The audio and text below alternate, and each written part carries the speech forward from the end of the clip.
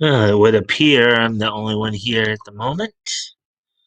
Because we're waiting on some people. Oh, actually, we have a second person must have just popped in there because the StreamYard's saying two people, and now YouTube's also. And thank you for the like and share. Hey, Woody. Hey, Mike. Hey, Woody. So, how'd your day go today? And we have three people in here now. Yay, three people.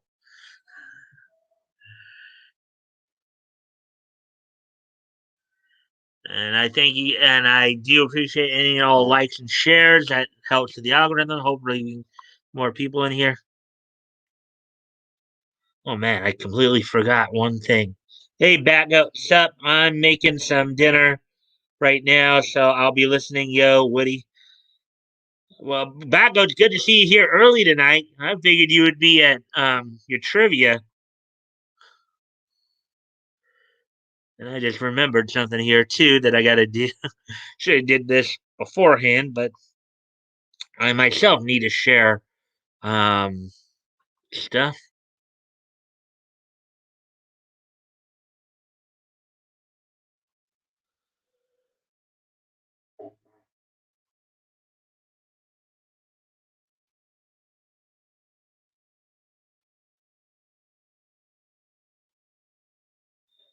Just realized now that I forgot to share my own live stream. Anyways, I'll be with you guys in just a moment here. Just as I said, I gotta just take care of this real quick.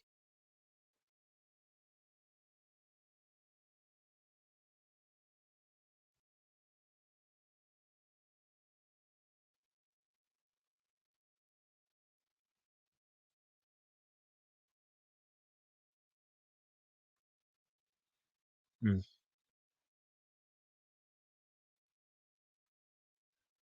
Everywhere.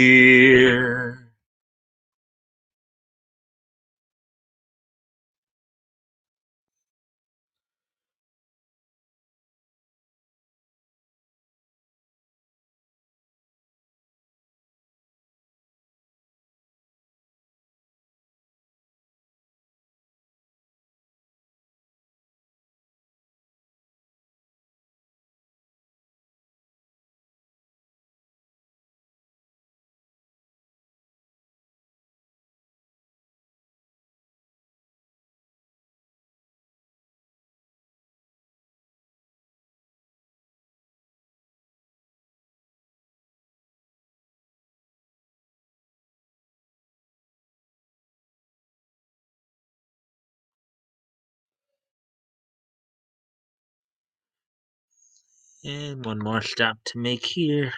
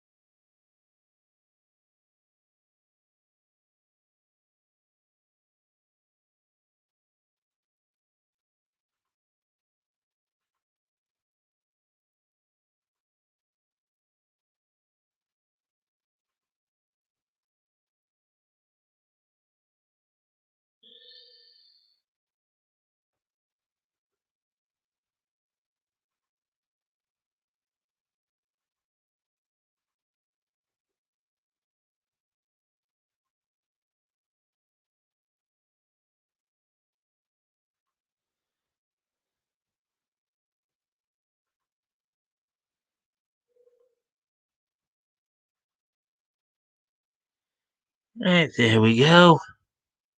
Now we got all that done. Sorry about that, guys. I know kind of went silent for a moment or two, but just kind of had a mental lapse there in terms of. But let's see what you guys have been saying since I turned my attention to sharing my own stream there. Pretty good day. My lawnmower arrived and I put it together um, and mowed some lawn that really needed it. So what type is it? Is it a type that you have to walk? You have to walk behind, or is it one of those sit down mowers where you can just ride a? Is it a riding mower or is it just a regular mower? You back out from Woody.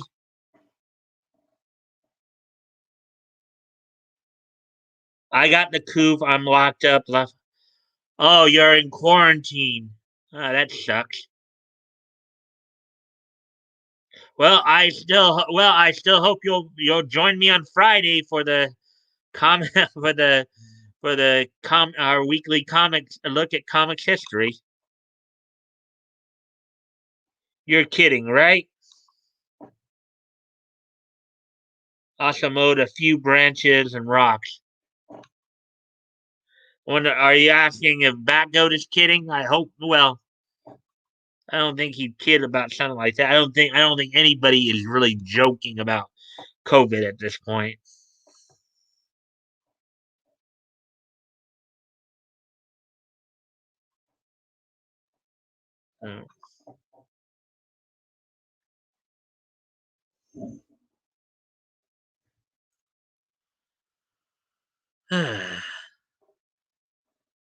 Uh, anyway,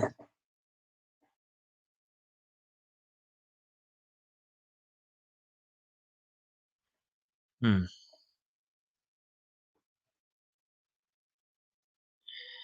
Let's see. So there's three of us in here. Let's see.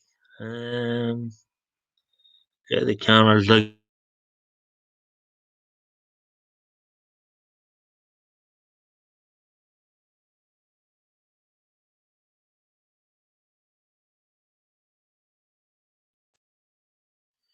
All right, that connection kind of went out there for a moment. Looks like, but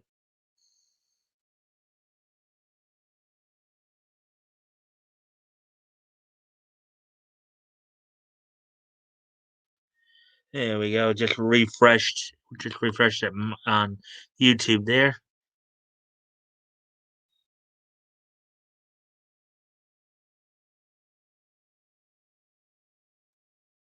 Oh, come on. No, not kidding. It's so minor for me. It's laughable. My roomie still can't taste though. Blah, blah, blah. We have four people in here now. That's good. Hello, fourth person. Hope you're having a good day today. So you have it, but this backup you have it, but the symptoms are just not showing up, or is it just like very mild? The $100 special gasoline engine, blade, and wheels, um, and I'm the mule that pushes it. Ah, okay. Okay, now we're back down to two people again.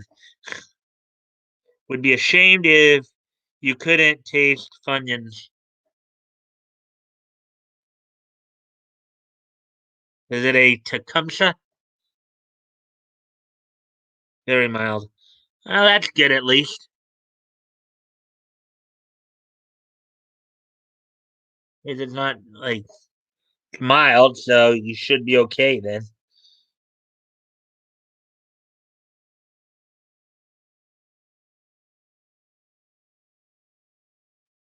Um, yeah, so let's see now. So I take D3 and B12 daily per doctor orders, and I think that helps. Are those vitamins? I take it those are vitamins. Well, I could believe that the day after 420 that he was having trouble breathing. Hmm.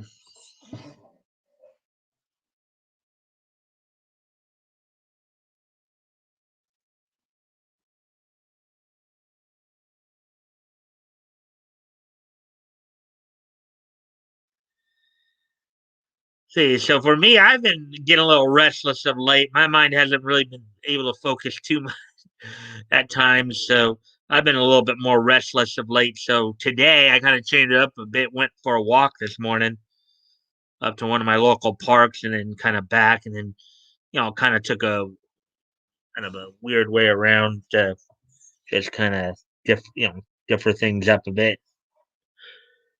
And then of course came home, hung out a bit, watched my anime blogs, got set up for got set up for the stream here. Just simply forgot about sharing until like right at the beginning of the stream here, and then came on. So all right, so let's see. We're past the 11-minute mark now. Let's see. Maybe I'll give it a few more minutes. Maybe we'll wait till the 15-minute mark, see if anybody shows up. If not, we'll get started. Actually, what I can do right now, though, is I can go. So I do have 6 stories tonight. 4 of them, basically 3 comics related stories and 3 animated related stories. 4 of the stories come from Bounding into Comics, and then the other 2 coming into from CBR. Let's see, including Boom Studios announcing another new comic coming out from them. Vox Day and Archaven Comics are have announced that they're releasing an alternative webtoons. Also, the Huntress in DC Comics is in a Batman one shot is getting a power upgrade, as it was. She's, I guess, saying she's gonna get a new power. Also, another story that will probably be a little bit controversial. Hence, but I'm still going to report on it anyways. So apparently, there was a slave harem anime or some artwork that was released, and somebody apparently altered some of the artwork to put claiming lack of representation. Decided to make one of the characters in a um, slave harem black. So, it's like I saw that. I go, oh boy, the SJWs are gonna be rabid. I mean, we already know the Nicki Minaj fans are rabid. Plus, some news on the Rurouni Kenshin live action film, and another comparative piece from CBR about why some animes, um, why some mangas don't translate to animes as well. So anyway, so let's see. What do you? I guess you've said a couple things here since let's see what you've said here. Brand name of the mower is Pulsar. I figure it's probably some generic Chinese engine. Really loud, which is great because I hate the neighbors at my fixer-upper house.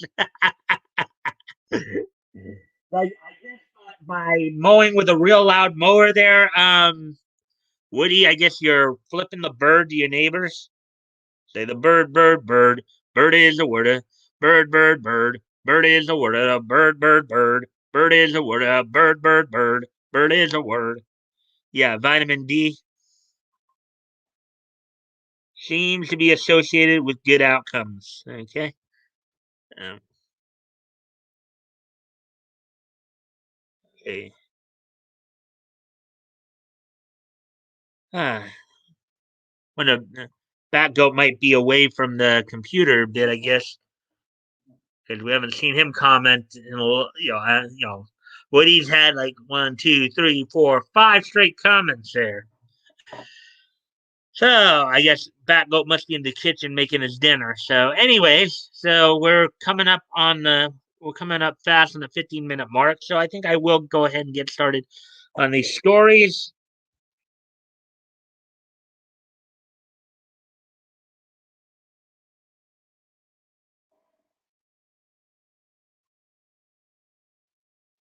Let's see.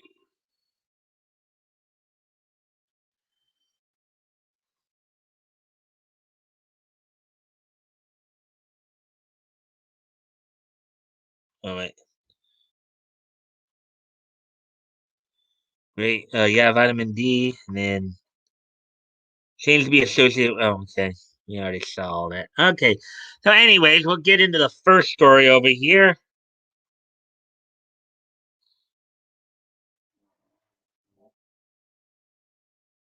A story from John F. Trent, done today. New Dune, Blood of the Star Docker comic book series announced. So here we go. Boom Studios announced a brand new Dune series titled Dune, Blood of the Star Docker. Star Docker.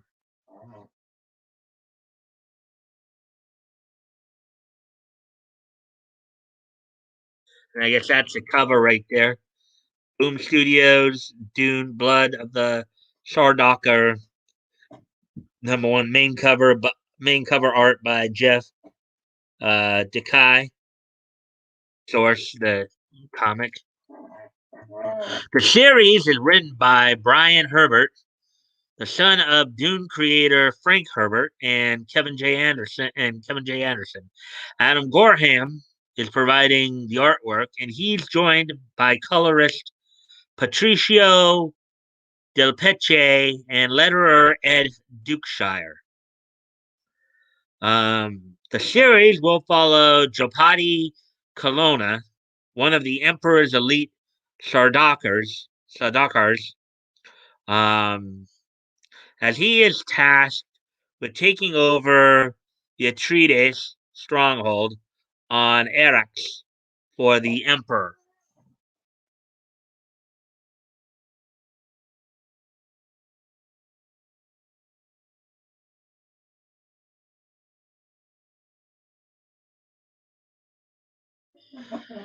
The official description begins when the choice is vengeance or honor, which lies at the heart of a Sardaukar. Jopati Colonna is one of the Sardaukar, the Emperor's elite military unit. The Sardaukar are unbeatable, unbending in their devotion to the Emperor and feared throughout the galaxy. I believe the term we call that here on Earth is badass. They are a bunch of badasses. Let's see now. Sorry, I was making a killer steak sandwich. My first time ever cooking up um, steakums. Then I toasted it on sourdough um, with some deli Swiss. Um, Finished with lettuce, tomato, mayo, and onion. That sounds like a pretty hearty meal there, my friend. Enjoy. I hope you enjoy it. Anyways, so on with the article here. When Jopati um, meets Duke Leto,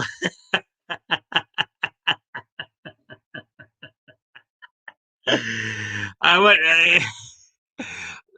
Duke Leto. Okay, Duke Leto of House Treatise. Well, everybody calls me Meats King here. I guess we can now call Leto Enchanted Duke Leto from this comic. Bet he'll really enjoy that one. Uh,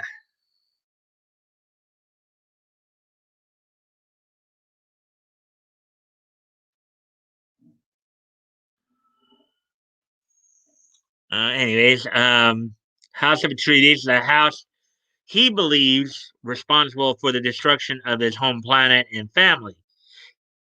He will be forced to question a lifelong hatred. It concludes tasked with overthrowing the Atreides stronghold on Dune for his master Japati will be forced to choose between duty and forgiveness.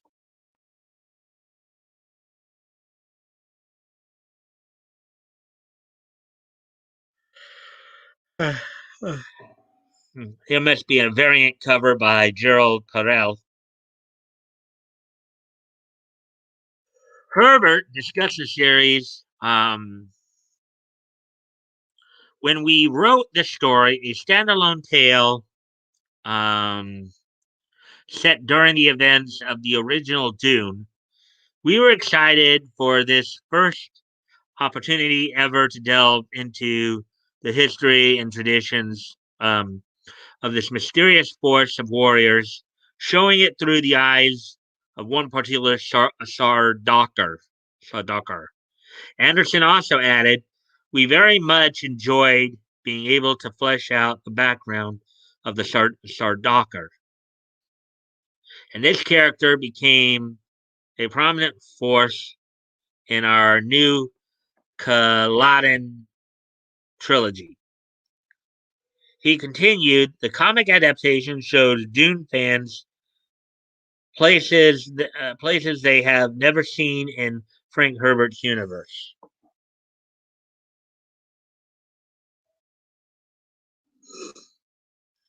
And here is the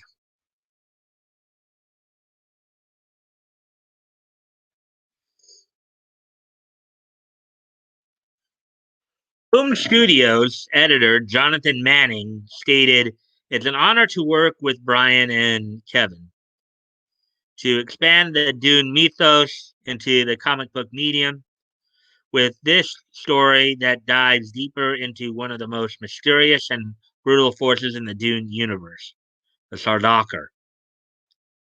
Um, he added, "Fans can expect a gripping and exciting new look at the elite fighting force that are that are renowned throughout the known universe for their prowess and ruthlessness, as well as an emotionally charged tale about honor and responsibility.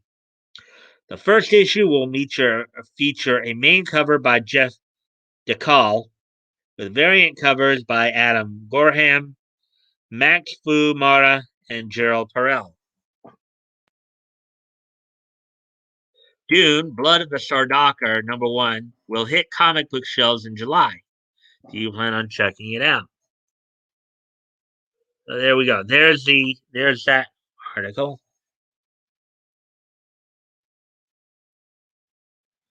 Sounds yummy, Bat Goat from Woody. Turned out good. The steakums are laugh out loud bland. Needed a lot of salt and pepper.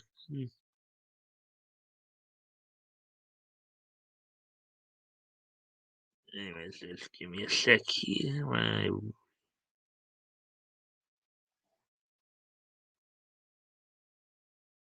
Yeah, apparently we've dropped down. Oh wait, no, we're back up to 3 now, so that's good.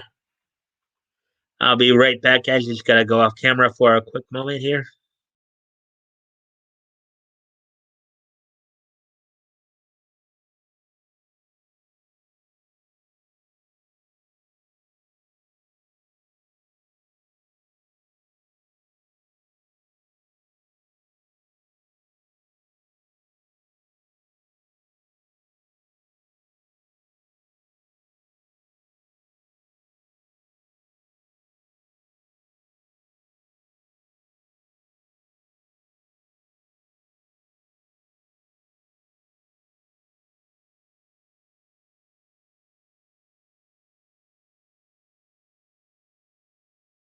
All right, I'm back, and this thing's still goofing up with the count.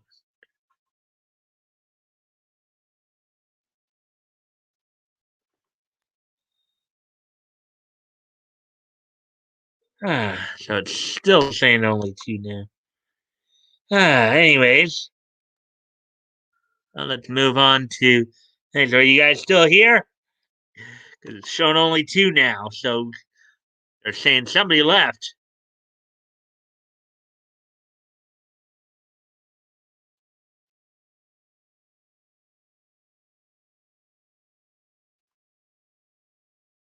It can be.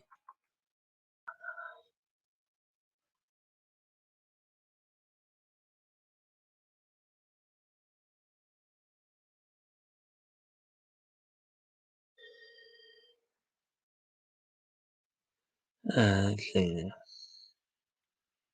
Anyways,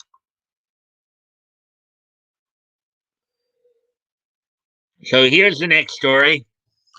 Box Day and Archaven Comics announces Webtoons alternative Arctoons. Story, of course, by John F. Trenton. I guess there is a comment down there. Vox Day and Archaven Comics announced a brand new initiative, Arctoons, that will be an alternative and competitor to the widely popular Webtoons platform. Arctoons is described as a digital comic site featuring vertically displayed comic panels in the Webtoon style. That is particularly well suited for reading on smartphones and tablets.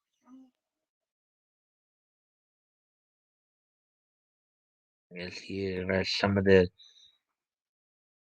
source Arctoons. A press release details that the platform will feature the highest resolution graphics currently available with standard 1080 horizontal resolution that provides up to 1.9 million pixels per comic panel, 82% more, and the 1,024,000 pixels per panel provided by the industry standard 800 resolution.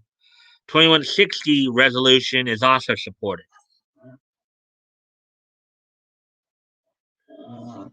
Before I on, let's see. Now we're back up to 3.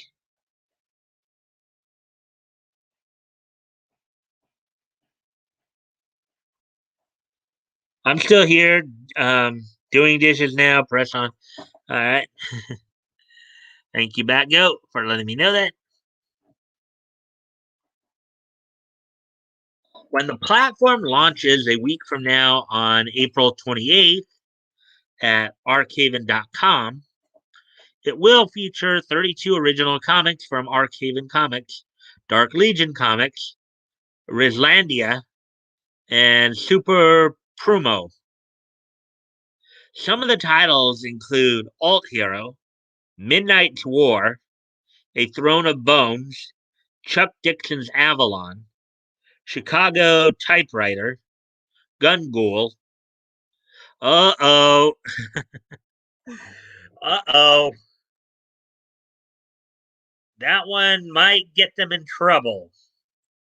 There is a I would hope for their sake that one doesn't get them into trouble because there's a manga anime called Gungrave. So hopefully, Flying Sparks, Dovolt, The Awakener, and Hammer of Freedom. The press release boasts that the site will release more new comics content in the first month alone than was solicited by DC Comics in May. In fact, each title will run weekly episodes. Monthly, I guess. Arctoons will be free to view, but will also feature subscription models. Subscription options range from $5 to $50 per month. Varying subscription levels give subscribers various rewards that can include the ability to rate and comment upon the comics, to receiving limited edition print omnibus edition posters and t-shirts. So here's a, I guess, a view from Alt Hero.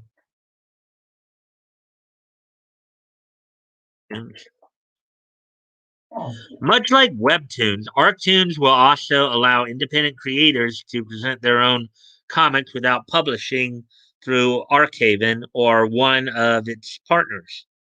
However, there are restrictions on the type of content that independent creators will be able to upload. Day explained the standards for Arctoons are no sex, no Satanism, no social justice. Okay. Um, yeah.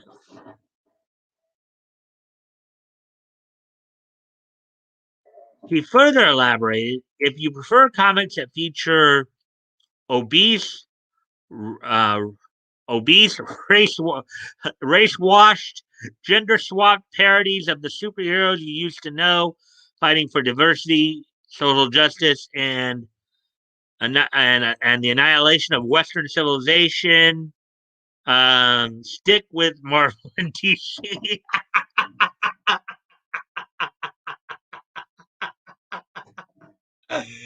Get woke, go broke, brother. I gotta read that one again.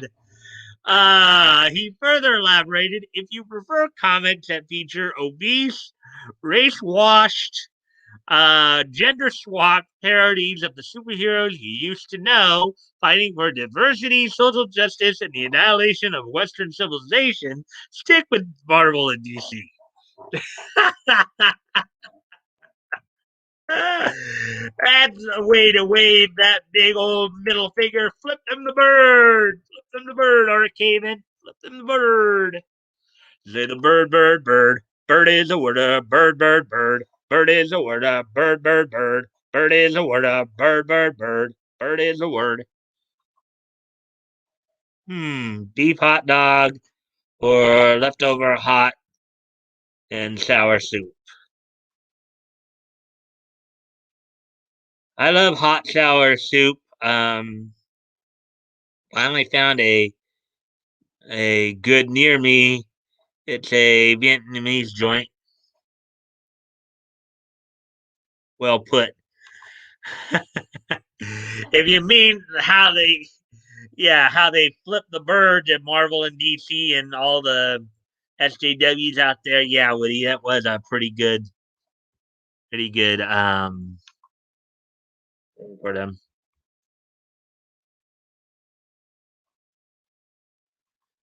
So, anyways, as we continue on with the article here, Dave believes Arctoons will be a game changer when it comes to comic book distribution. He revealed that the site was originally developed under the name Project Asteroid, and explained what he originally thought it meant and how the meaning have, evolved over time. Day said, when we launched Arkhaven, I thought we were like those little mammals that ran around trying to get stepped on by the dinosaurs. But maybe we had a chance to survive the asteroid strike that will wipe them out. Um, then, as Arctoons began to take shape, I had an epiphany. We are the asteroid.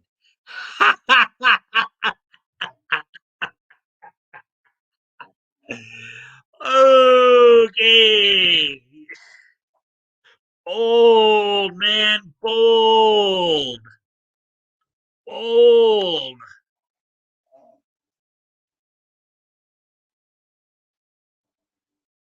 Mox Day is a weirdo. He tried to copyright Comicsgate and went anti EBS. He's a douche, sorry. Well, okay, you may not like him because he has issues with EBS, but he's apparently sticking his middle finger up at Marvel and DC, so he can't be all bad,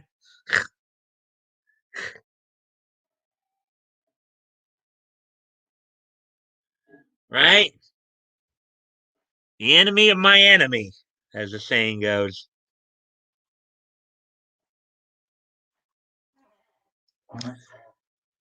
Part of that asteroid is creator of infamous Batman villain Bane, Chuck Dixon. Dixon detailed that Arctoons is unleashing me. It's giving me the kind of creative freedom I haven't had in a long time. Arctoons launches April 28th at archaven.com. Do you plan on checking that? I think there was a comment on this as well. So let's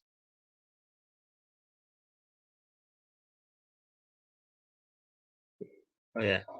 So this guy Teleross said, "Excellent stuff both for Arc Haven and my favorite comic news site. Congratulations on the scoop, bounding into okay." Anyways, normally don't get into the comments, but kind of saw it out of the corner of my eye, so figured I would.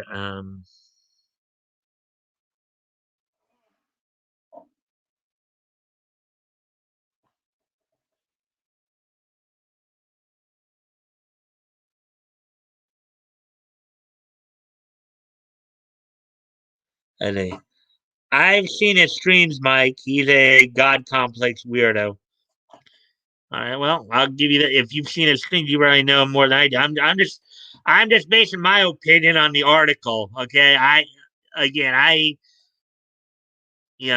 kind of heard the name Fox Day before, but obviously I don't pay too much attention. So I saw him debate EBS on Ricada 2 years ago, 2+ years ago. He sucked and used many gamer words. Nick chewed him out. Okay. I didn't see that.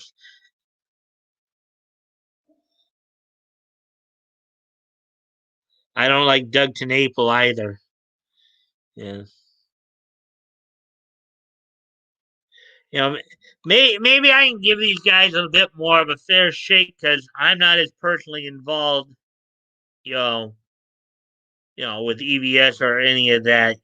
Maybe that's why, because I know Nick is still, as far as I know, on good terms with Doug.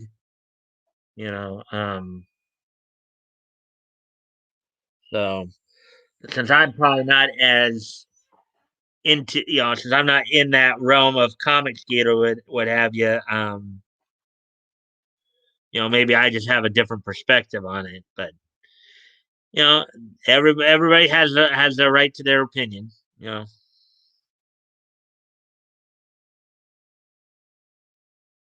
Nick and Doug are buds, true. Yeah, so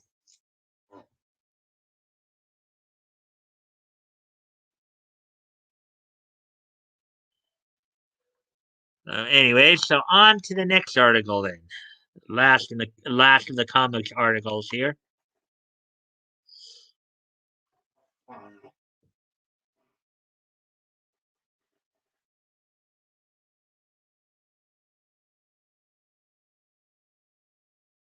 Okay, and this one's from JB Augustine today.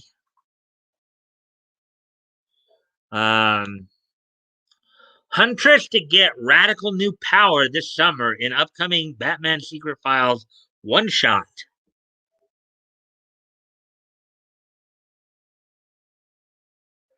Solicitations just went out for the upcoming 40-page issues one shot anthology series Batman Secret Files. And one story gives its star, Huntress, a new ability.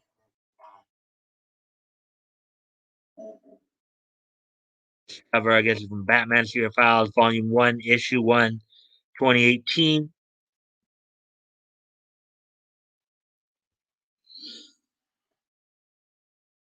So here we go.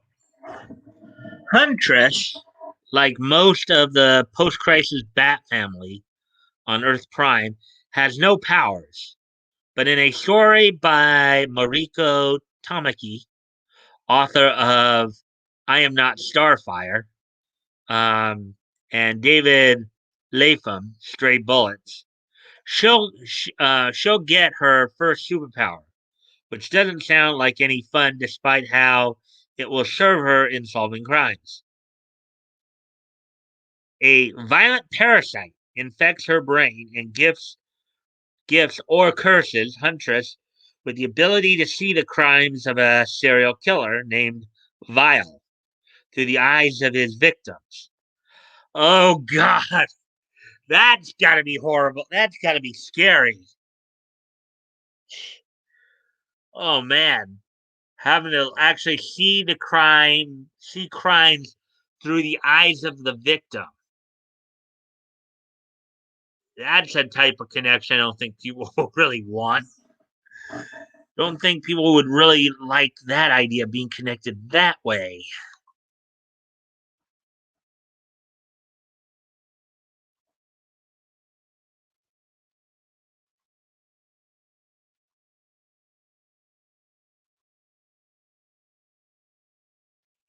We got a couple more here. Yeah, I get pretty defensive about my uncle Ethan too.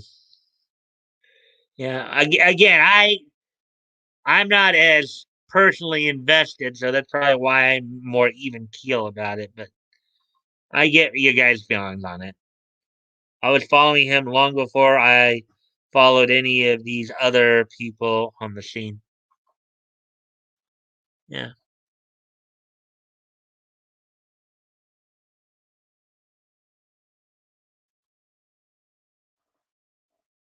me too. I've heard others say that as well. Uncle E got me into all the good streams um, and old high council.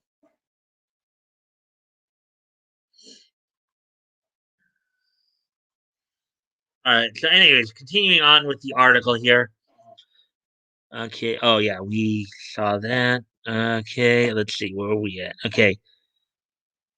The Slither meets Eyes of Laura Mars scenario doesn't sit well with the vigilante, who isn't one to be played with. I would imagine so. I don't think anybody it would sit well with anybody. Is a watching somebody be murdered through their own eyes. It's almost like you're watching yourself being murdered in a way. Hunters Volume 3. This picture, of course, issue number 3, 2011, DC Comics, cover by Guillermo March and Tomeu Mori.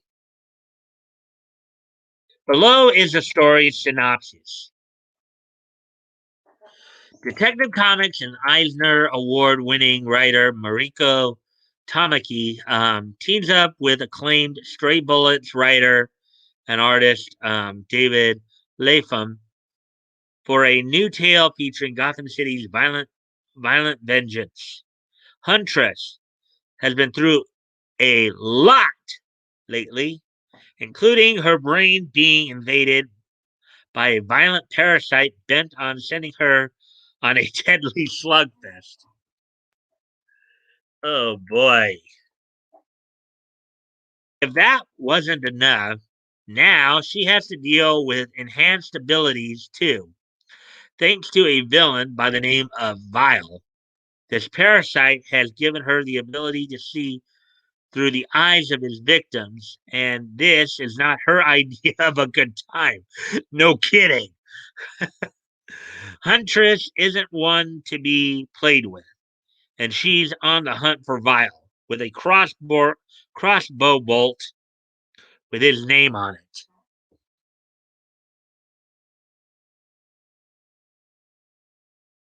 Yeah, I'm pretty sure you don't want that looking at you right there. And Secret Files, Huntress number 1, 2021, DC Comics, cover up by Irvin, Irvin Rodriguez. Batman Secret Files will also feature a story starring a returning signal taking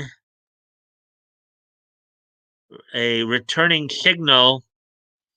I think Signal is actually the name of the hero here in this case, taking on the dangerous weapon funneling White Market. Written by Tony Patrick, Batman and the Signal, um, with art by Christian Deuce of the Flash fame, and the synopsis can be found below. I wonder. Okay, so what's kind of interesting, I believe it was during the Silver Age.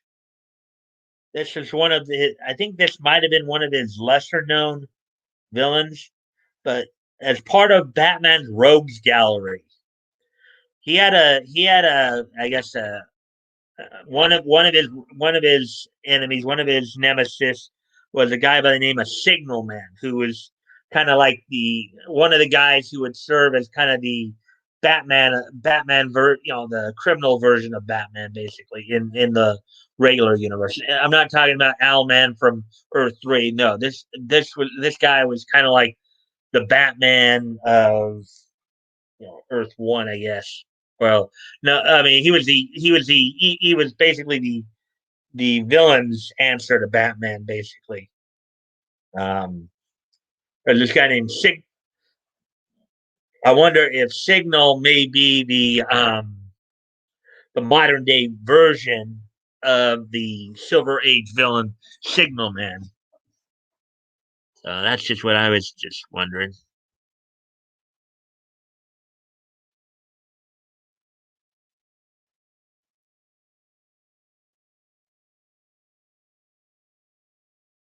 Let's see. I see that. I think there are some newer comments too. Okay, I saw that one.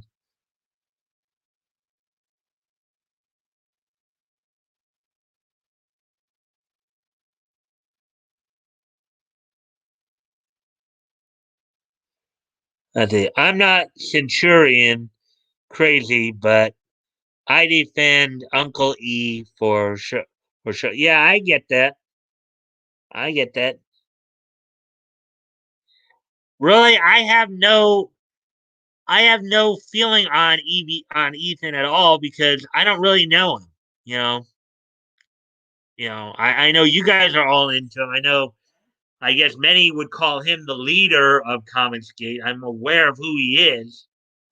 I know, like Tug talks about him. I know a lot of guys talk about him. I know, there are people who have issues with him. I just, I don't really know him that well. Um, so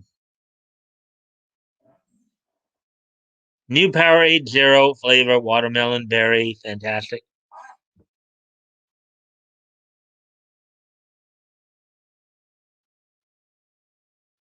All right, so continuing with the article here, Batman Secret Files will also feature a story starring.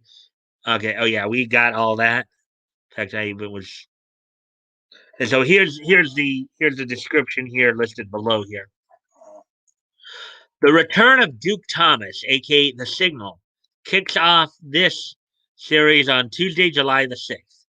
A story written by Tony Patrick, Batman and the Signal, with art by Christian Duce, The Flash, Detective Comics, Justice Society versus Suicide Squad, The Signal comes back to Gotham City's date comes back as Gotham City's daytime protector after his time with the Outsiders. But during his sabbatical from his hometown, everything about the city and the people closest to him changed. And the mystery of the white market, a deadly source of weapons being trafficked into Gotham City that even Batman can't track down, will only push the Signal further away from everything he knows and into a brand new world of danger.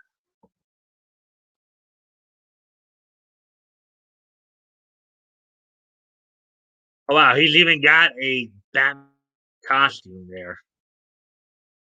Batman Secret Files, The Signal, 2021. I wonder if he decided to base his hero persona on the Bat Signal.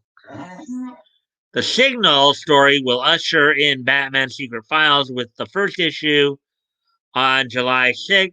Huntress's story is out 3 weeks later with issue number 2 on July 27th. Are you interested in these new spins on Huntress and the Signal? Let us know down below in the comment.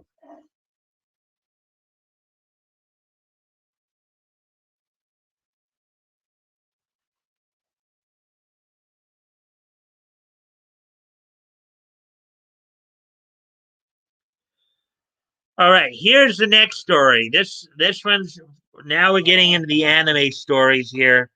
And I'll give you a little bit of warning here. Based on the title here, this might get this might be somewhat controversial because of I guess what happened here. Um, Especially for here in the West. Remember, this is an anime story. Um, the stories by Spencer McCulley. Critics complain about representation in slave harem in the labyrinth of the other world. Fix, quote unquote, cover by turning slave character black. Oh, yeah. Yeah. And I am covering this, even though I know it might be controversial because it's going to be controversial. There is, I don't think there will be any like, you know, I don't believe there's going to be any like disparaging turn, like some of the turns we've seen before. But I know that the underlying premise here is going to really ruffle quite a few quite a few feathers, um, particularly for quite a few people of here in the West, due to, of course, the history we've had, especially with what's going on right now. Let's see, controversial. I'm out of here. Uh, the twit head, yeah, the twidiots, yeah. So let's get into this. In one of the most baffling instances of critical race and social justice theory, brain poison and social justice theory, brain poisoning to date, critics have become outraged after finding that a slave character in the light novel series Slave Harem in the Labyrinth of the Other World, I guess the Japanese way of saying it is Isekai Meikyu de Harem O, was not dark skinned, with some even going so far as to edit a cover featuring the character to depict her. Oh my God!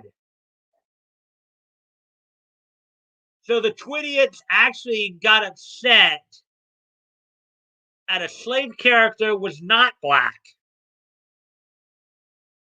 That's even more.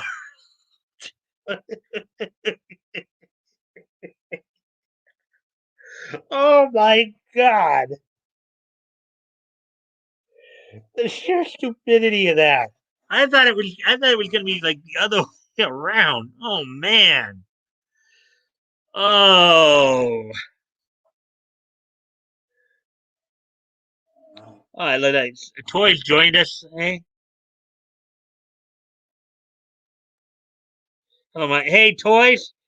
You're a bit late tonight. Hello, Batgoat. Hello, Woody. Hey, Toys. Hope all is well. Sorry I'm late. I had a nap that was 7 hours long. Am I allowed? What did you do? Go take your nap right after Leto's stream? Uh, Leto's stream tire you out that much? Anyways, let's get more into this firestorm here, as it were. Dude, 7 hour nap. 7 hour naps are the best. Laugh out loud.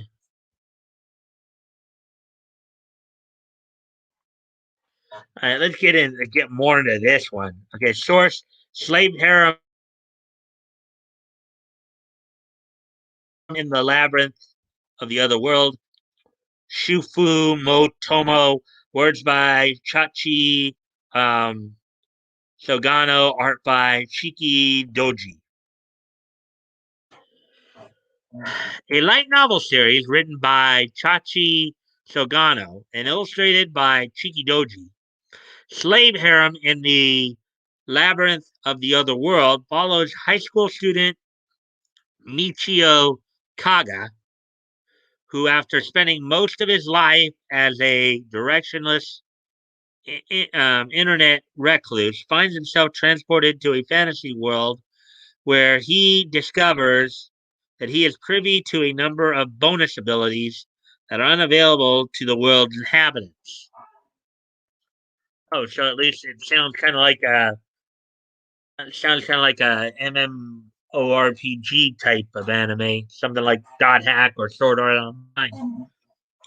Upon discovering he cannot return to his normal life, Michio vows to use his newly discovered abilities to carve out a name for himself in the virtual world, namely by engaging in the setting's slave trade, one which affords the enslaved a number of protections not seen in such real world situations, such as contractually requiring masters to treat their slaves fairly or the slaves to consent to being used sexually in order to build himself another world harem.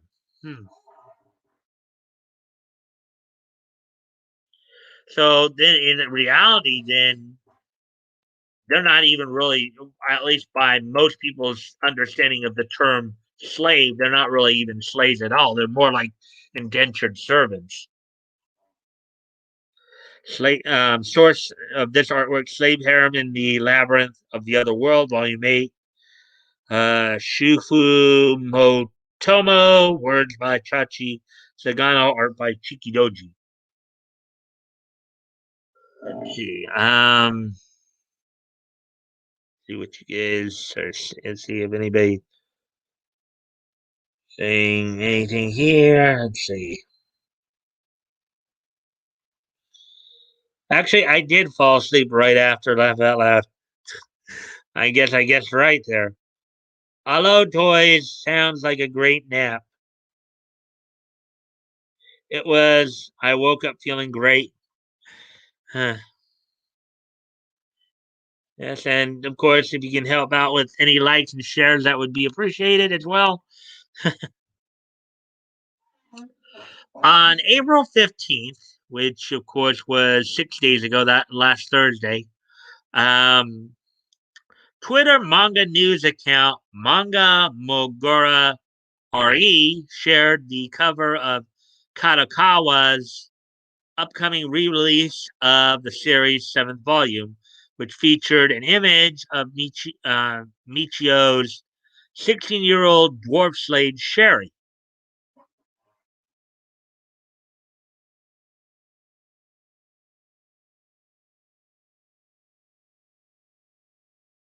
And there she is.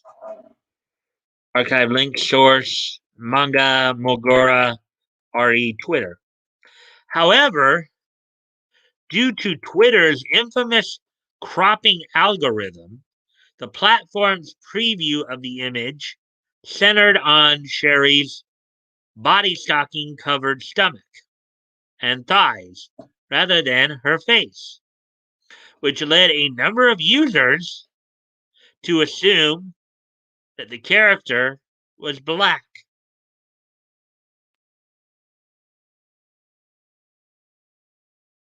Ah,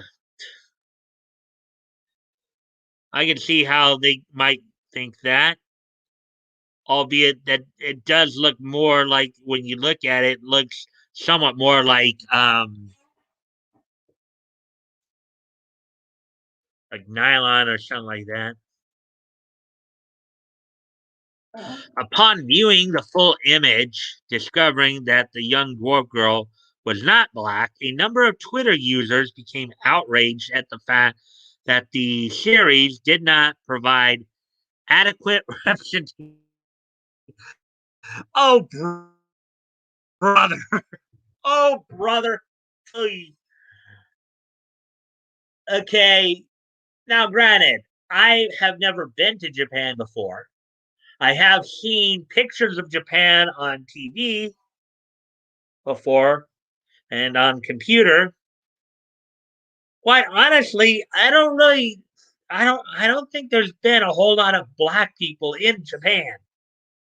I'm not saying that there aren't any or have never been, because I know there have been a few black professional wrestlers, Bobo Brazil being one of the more famous ones, who have gone over.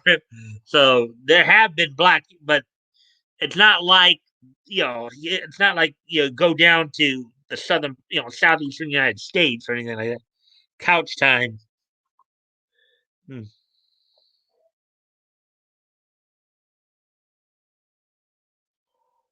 Well, anyways, um, so at Mister Ava and Mister Evaporation wrote, "Wow, what a nice piece of art. Hopefully, it shows off some good represent alongside a meme image of the Marvel Cinematic Universe's Tony Stark feigning surprise."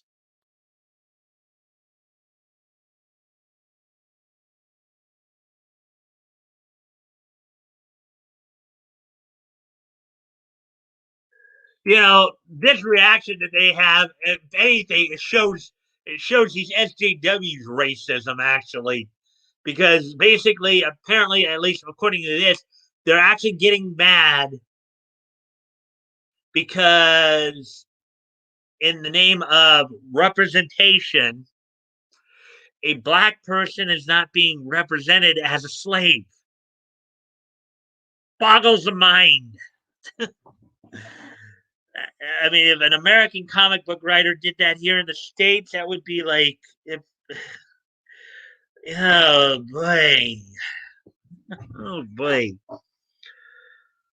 Representing their feelings with an animated gif of a man opening a fridge only to roll his eyes in disappointment, at Phoenix Echoes said, the amount of opening the picture with excitement, then being like,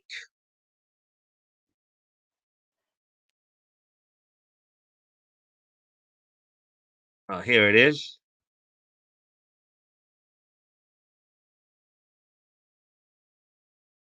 This crop is bleeping sickening, wrote AVB. Um, I feel, I feel, oh, I feel, I feel ill. I'm so upset. Oh man, now I'm hearkening to Hero Hay here. I know Hero Hay would be having a field day with this.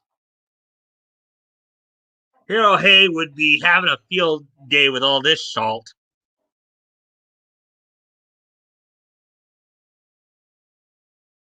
Yeah, now we got 5 people. So that's good. Punching. Now they're upset because basically when they saw this part of the picture, they thought that the character is black.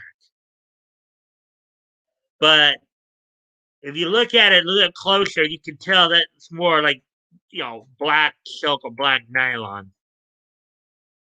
as opposed to black skin. I think that's what they were kind of going for.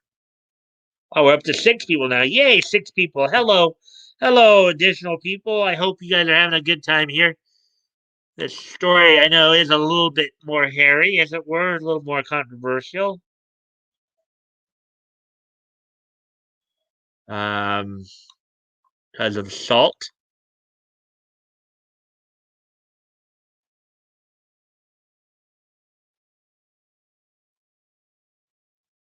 Let's see now. So, getting back to the story. One user at Lulu Fuzzy took her complaints a step further by baffingly recoloring Sherry to be black, exclaiming alongside the edit that it hurt me so bad I tried to, in brackets, fix. Can and her Twitter name, her ad's at Lulu Fuzzy, but her Twitter name is Candy Cream ACAB. So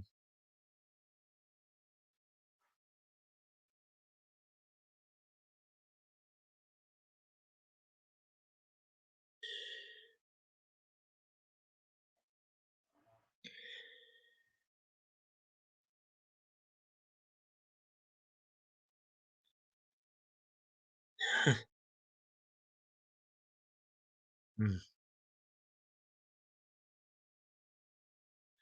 But basically, I thought this is almost going to be like the other way around, but basically, these twidiots are showing just how racist they are. Basically, in the name of representation,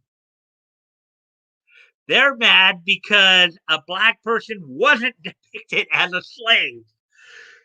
Go figure.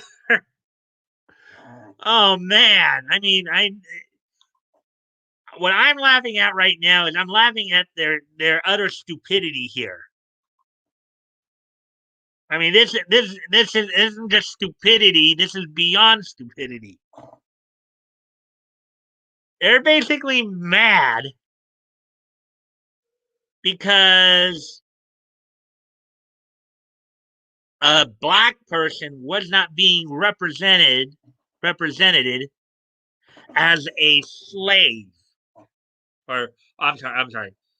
They're mad because a black person was not being represented as a slave.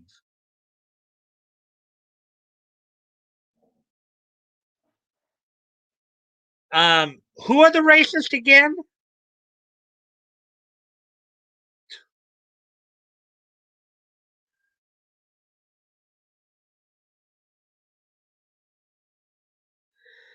Okay, so let's continue on with the article here. Well, hold on. Let me at least first see how where we're at time wise. Oh, we're already past the hour mark. So, um, at Cool Guy GP also made a similar edit to the cover, sharing their work with the quote unquote joking caption, denoted by the placement of a backslash J um, at the end of their tweet. Um, this is a terrible edit, but everything is now right in the world. In the world, amen.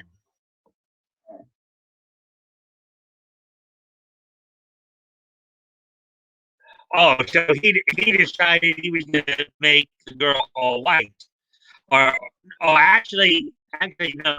I think he fixed the fix. I guess. He must have fixed the fix, as it were. At Cool Guy GP would later claim that their only intent behind the edit was to see what it'd look like if her top and bottom half matched.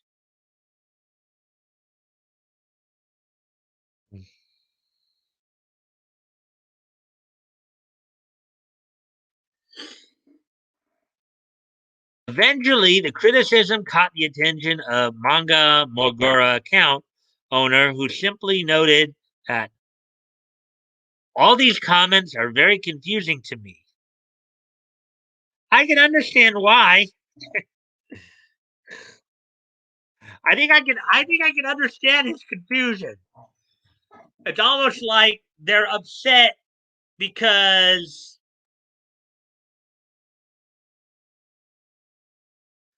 it's like the revert. It's almost like they got what they I mean, it almost seems like they wanted a black person to be depicted as a slave. And I ask again, who's the racist? What do you make of the backlash against Sherry's cover appearance? Let us know your thoughts below. I think it's stupid. I think it's just utterly stupid.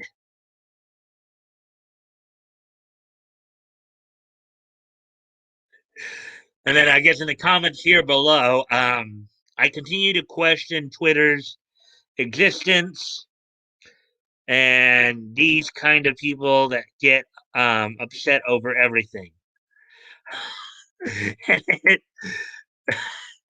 Oh, here, somebody named Hydro Cannon Gamer here. The logic of these people on Twitter, and then Batman doing Batman.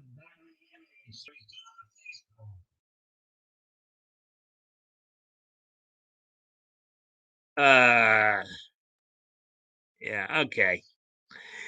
Anyways, that was kind of a funny. Well, I thought it was. I thought it was gonna. I thought it was gonna be. I thought if anything, they were gonna be upset. I think people are gonna be upset. The black that. Well, I think people are. I think there are some people who are upset at the them changing it to black. I thought the way the article sounded almost sounded like, particularly here in the West, they would have had more of an issue with that, with the black person being depicted as a slave, considering the history in our country over that. But these people actually got upset because basically a black person wasn't a slave,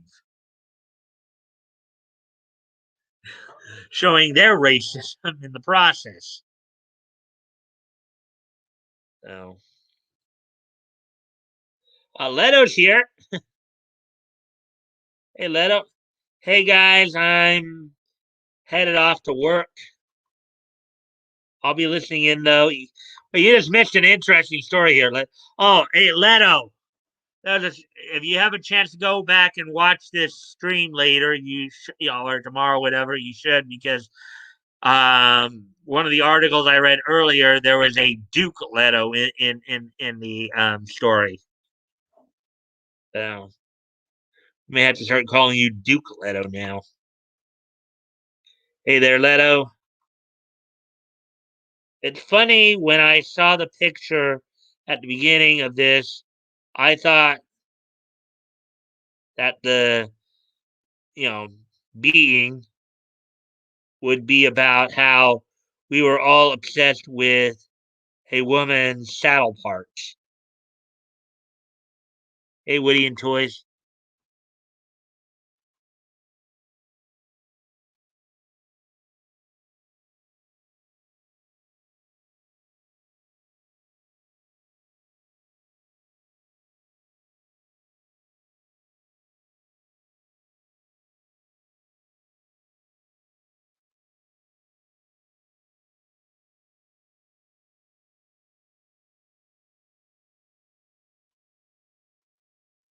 Uh,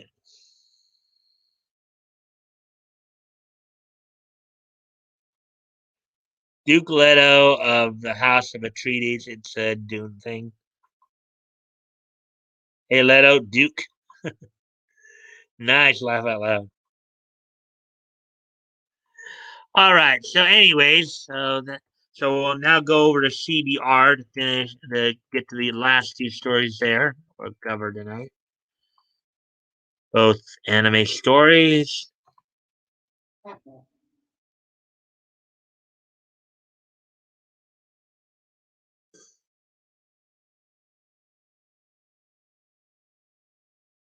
And here's the first one from CBR.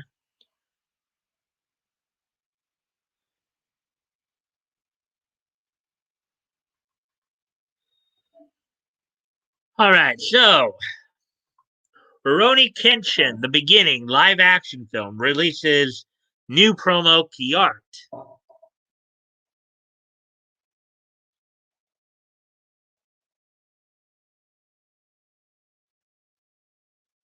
Um,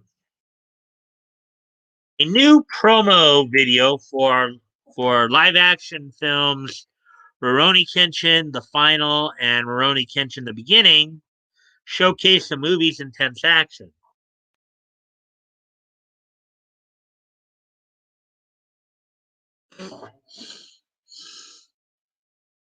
New key art and a promotional video for the live action film Rurouni Kenshin, The Beginning have surfaced on Twitter. The unofficial English Twitter account for Shonen Jump News revealed a new promotional video as well as a new key visual of the upcoming live action adaptation of Rurouni Kenshin. Story, of course, by Lydia Levecchi. Um, Let's see. Let's see. Where are we at? Okay. The teaser includes previously teased footage from Rurouni Kenshin, the final, as well as new footage from Rurouni Kenshin, the beginning. The duology set to conclude the 5-part Rurouni Kenshin film series.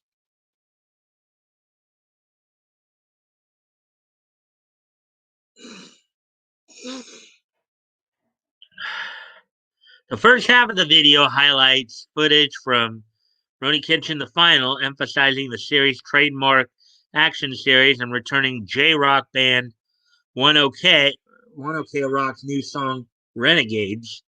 The teaser also offers a glimpse of the new villain Yukishiro Inishi in a duel with Kenshin.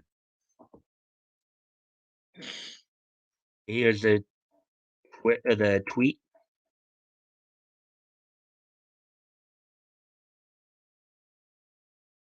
The second half of the teaser focuses on the final film, Rurouni Kenshin the Beginning, a prequel set during Kenshin's dark past as an assassin during the Bakumatsu revolutions.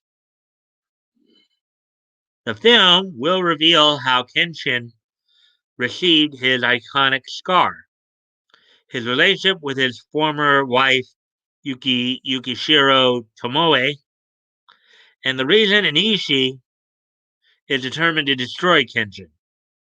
Accordingly, the promotional video teases a number of scenes between Kenshin and Tomoe, as well as some notably gruesome action.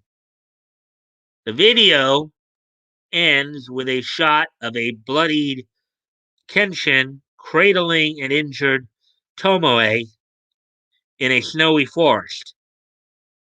The key visual also depicts the same scene. So I guess that's what this is up here, probably.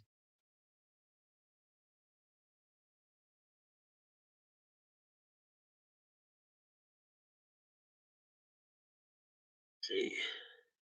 The Rurouni Kenshin manga originally ran from 1994 to 1999, remains one of Shonen Jump's most successful series, having sold over 72 million copies. It received a critically acclaimed anime adaptation, a recent controversial spin-off titled Rurouni Kenshin: The Hokkaido Arc, and 3 previous live-action films, which are often praised as some of the few good live-action anime adaptations. I wonder if they're talking about good live anime adaptations of Rurouni Kenshin or of anime, period. I wonder. It might have been nice to them to clarify.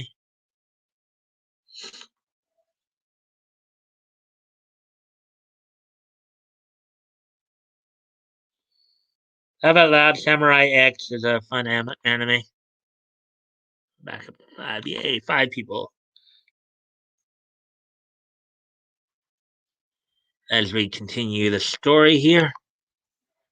Whether animated or live action, the story of Himura Kenshin, the former child soldier and assassin who must search for atonement, remains well known and beloved among anime fans. Since the anime was cancelled before completing the manga story, Rurouni Kenshin, the final, will mark the first time fans can see the manga's final arc adapted on screen. Rurouni Kenshin, the final, will premiere in Japanese theaters on April 23rd. So this Friday, basically. And Rurouni Kenshin, the beginning, will premiere on June 4th. There we go. So there's that one. And we have one more story to get to. Kind of caught my attention.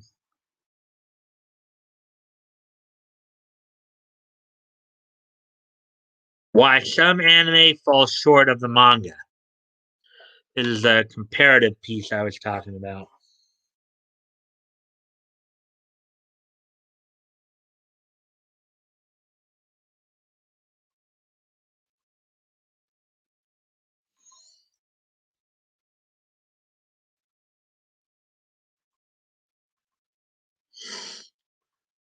Excuse me a moment, guys, while I go off camera for a moment here.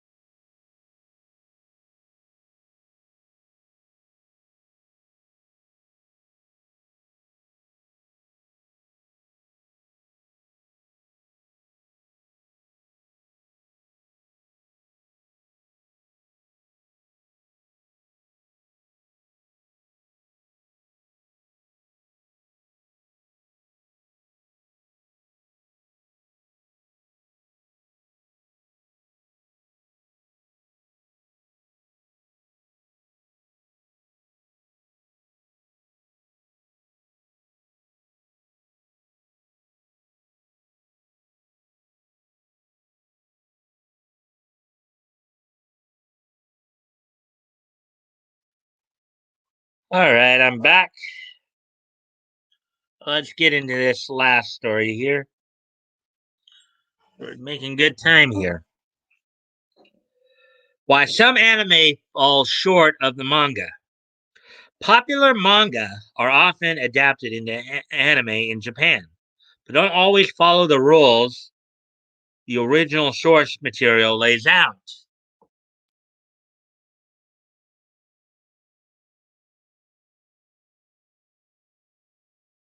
Anime adaptations of popular manga in Japan are nearly guaranteed at some point. But while confirmation of such news generates excitement among fans, questions about how a manga series will translate to its new format also arise. While most anime productions are largely faithful to the manga series they're adapting, sometimes those productions will reinterpret characters and storylines in ways that deviate from the source material. Other times, characters and whole story arcs will be omitted altogether. Why is that?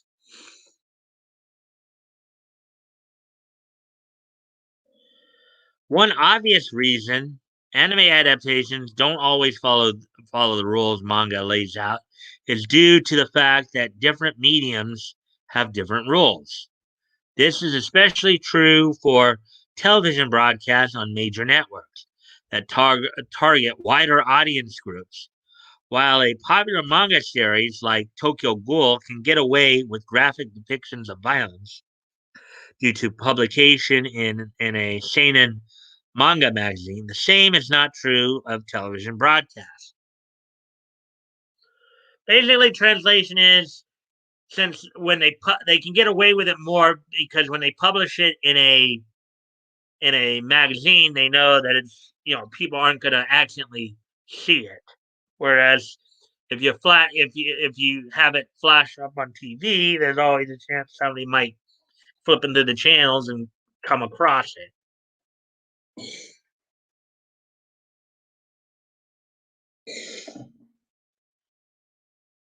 Due to the way censorship works in Japan, working with this series was unlike anything else, said Tokyo Ghoul director Shuhei Morita in a Reddit Q&A in 2018.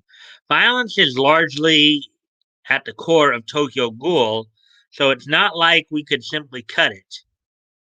But we couldn't quite show it on television either. When animating everything, we made sure that the full detail was animated. But then censorship had to be added over the top. That's why the home release is a complete package because it didn't need to be aired on television.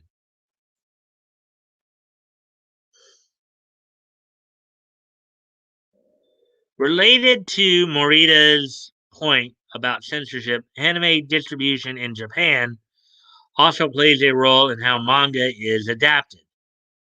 This was especially notable with the TV anime adaptation of Rurouni Kenshin by Studio Dean. The TV anime adapted many of the manga's major story arcs, but very noticeably left out the Remembrance arc.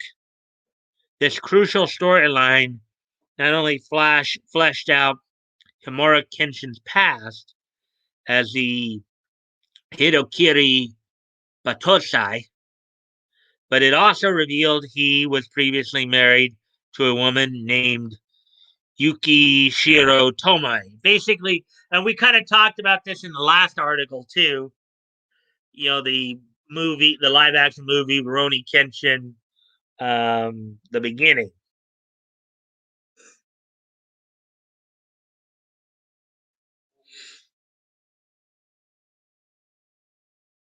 There's some artwork of Kenshin himself.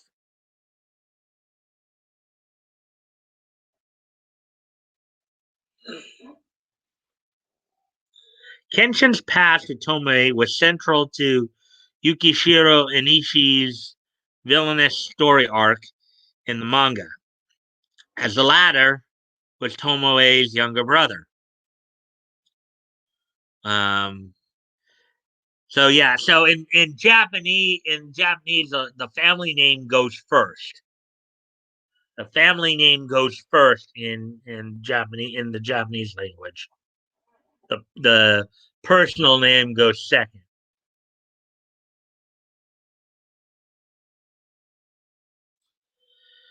This too was left out of the TV anime despite being an important story arc. Instead, Remembrance and the Inishi arc were adapted into OVAs by Studio D.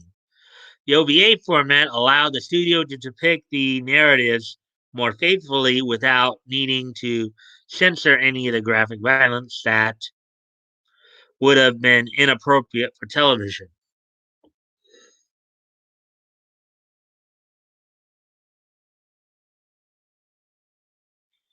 In addition to Japan's censorship laws being a major influence in the way animation studios adapt manga series, there is also the production itself to consider. This includes the production budget, the number of episodes ordered, the time allotted per episode, and the release date.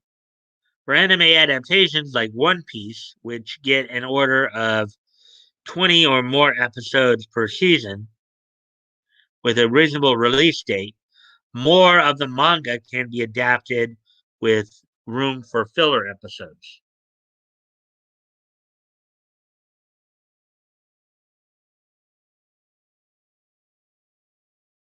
In cases like The Promised Neverland, which only gets 12 episodes per season, changes are most likely made to accommodate the allotted space. This often means having to decide which story arcs are crucial to the overall narrative, which ones can be reduced, and which ones can be omitted altogether. This has most likely happened with the Promised Neverland Season 2, which was also impacted by the COVID-19 coronavirus pandemic. It's also possible productions was rushed as a result of Japan going into quarantine and needing to accommodate changes to prevent further delays.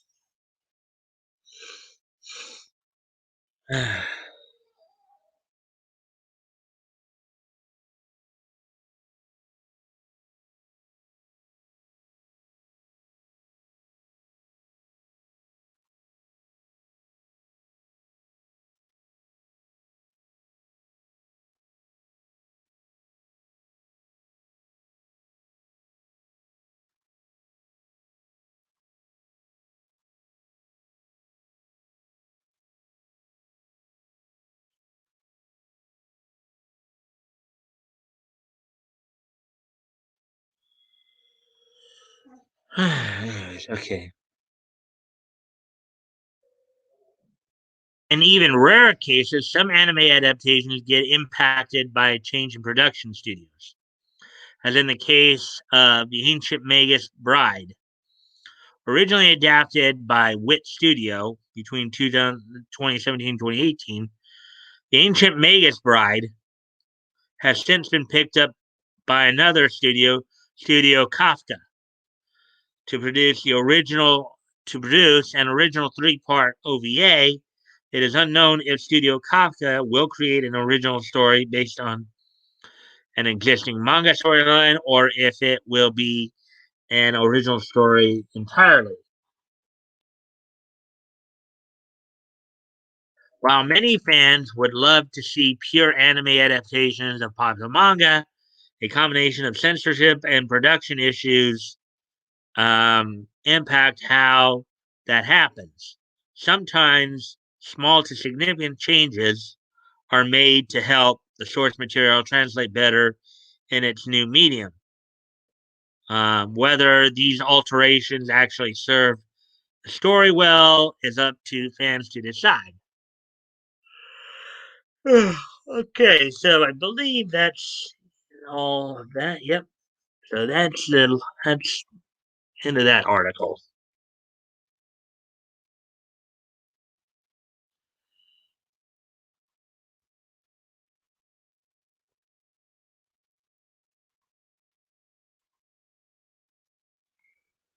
So how you guys doing? And I know we had some people come in late. I know Leto had his stream this morning because I dropped in to say hello real quick. I saw Toys there as well. We heard that Toys fell asleep right afterwards and slept for the next 7 hours. How'd the rest of your day go, Leto?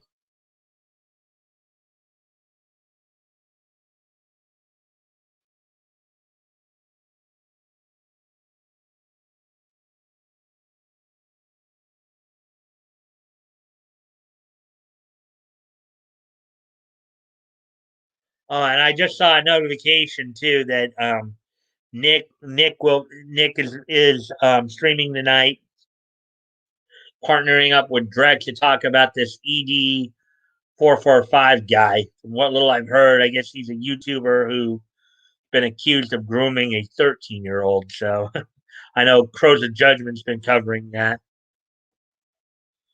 but I don't really know the details.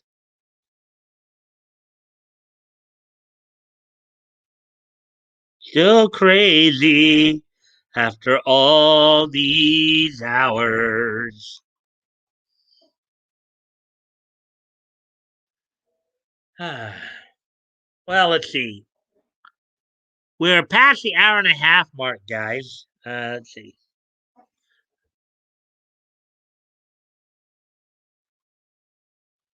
Slept. Yeah. Okay.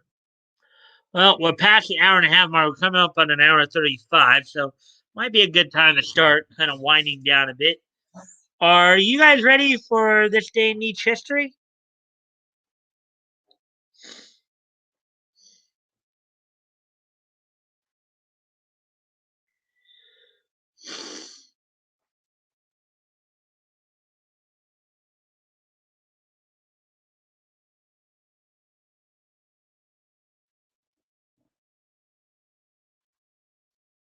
Nice direct stream. Heck yes, I'm ready.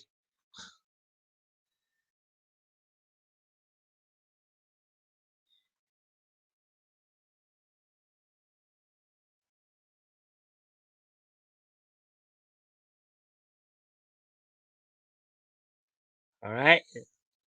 Anybody else? Everybody ready for this thing? I know Woody just said he's ready.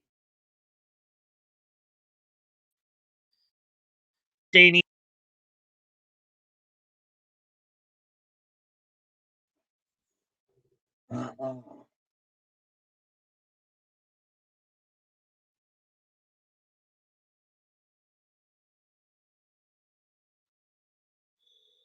Still crazy after all these years.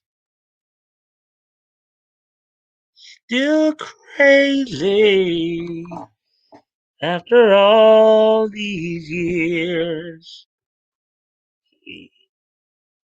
Neat it up, Mike. Okay.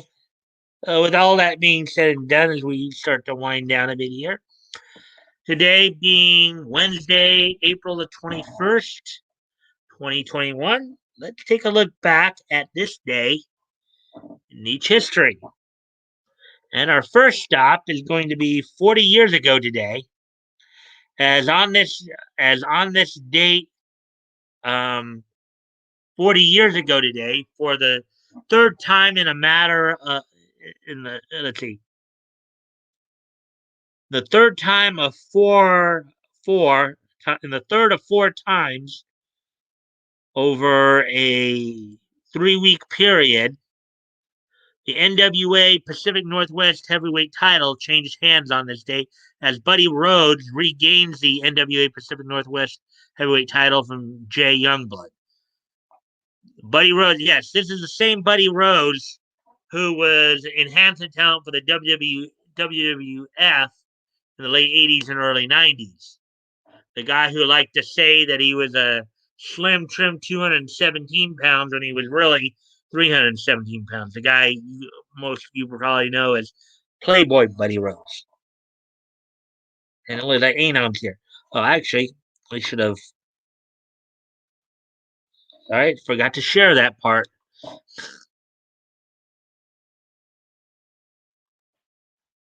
There we go. There it is. Now we know. I think Anon just came in. So let's see what he. Hey, just got home, going to grab a bite and listening. Yeah, you're kind of a little late there, man. Evening, everyone.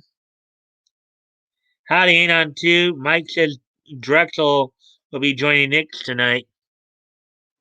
Yeah, that's I saw the notification on that. So anyway, so as I was saying, on this date 40 years ago today, the guy who you all know as Playboy Buddy Rose would defeat Jay Youngblood for the NWA Pacific Northwest heavyweight title.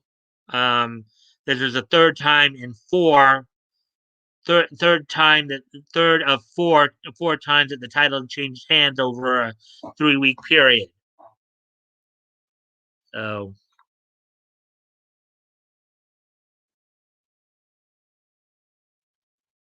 there we go on that one.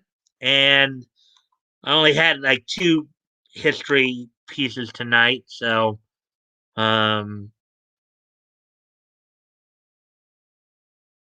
we'll get to the other one here real quick.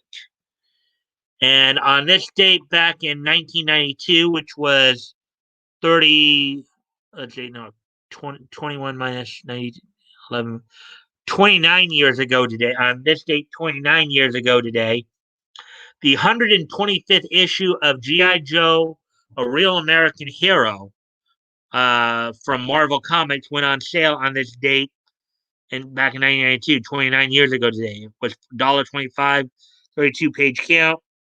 The story, Diptych,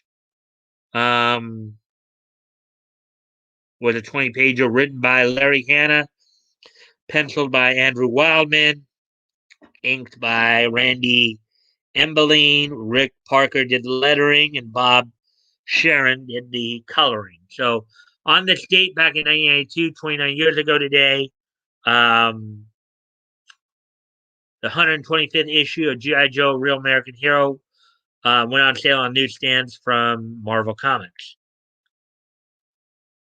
So with that being said, guys, thank you guys for joining me.